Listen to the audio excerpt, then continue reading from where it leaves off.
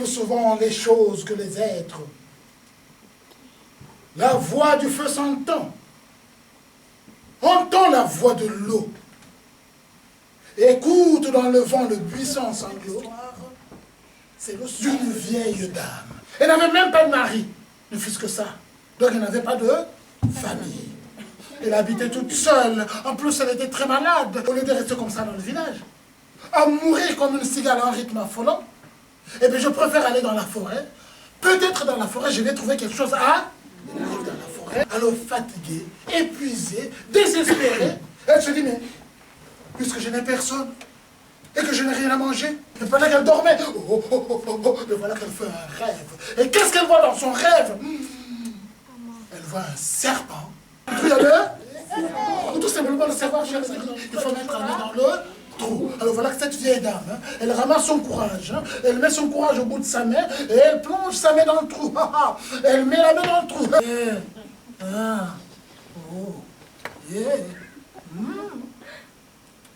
Elle dit, oh, un petit fruit, je vais manger ce fruit. Voilà que le fruit commence à devenir. Elle serre le bébé contre elle. Elle veut que le bébé entende le battement de son cœur. Elle, pendant ce temps, elle va remercier le fruit. C'est notre bras qu'elle voit.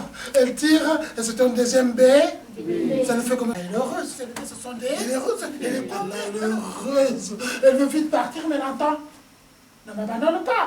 Elle se retourne, elle voit une tête.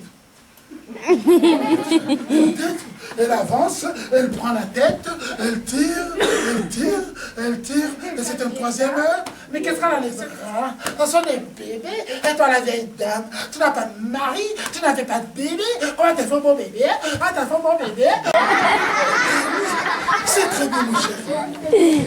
Esprit, grand esprit, t'avais 3 enfants, 2 filles et un garçon, et les 2 filles sont parties. Il ne te reste plus que le garçon. Et tu vas agrandir ta famille. Non. Alors là, l'enfant réfléchit. Et ton garçon, écoute, maman.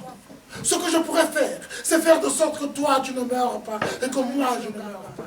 Ce jour-là, il fallait qu'il y aille. Parce que maman était malade. Il arrive là, mais il ne sait pas comment rentrer chez le gars. Coupe-moi la tête. Est-ce qu'il faut faire par Et la façon dont c'était, il prend le choc. Et la tête va tomber, le bac, boum. Voilà que le sang commence à... Et le gars vient et tu bois le sang. Pas même le coup.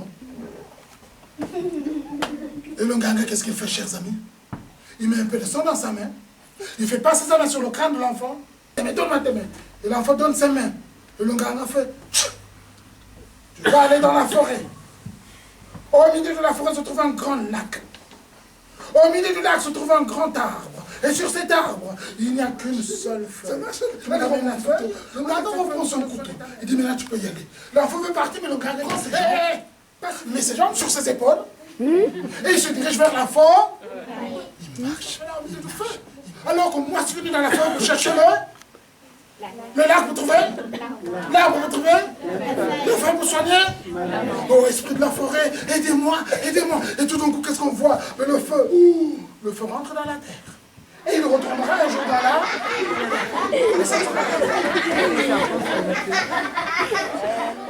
Voilà que l'enfant se transforme. Voilà que l'enfant devient lui-même un. Et puisque c'est comme ça, mais je vais te conduire au lac. Allez. Mais ce que vous ne savez pas, mes chéris, que vous allez savoir ce soir, grâce à ma grand-mère, c'est que dans le ventre de ce crocodile mystérieux se trouvaient des chauves-souris. Et le crocodile de tout à l'heure, mais qui est comme ça.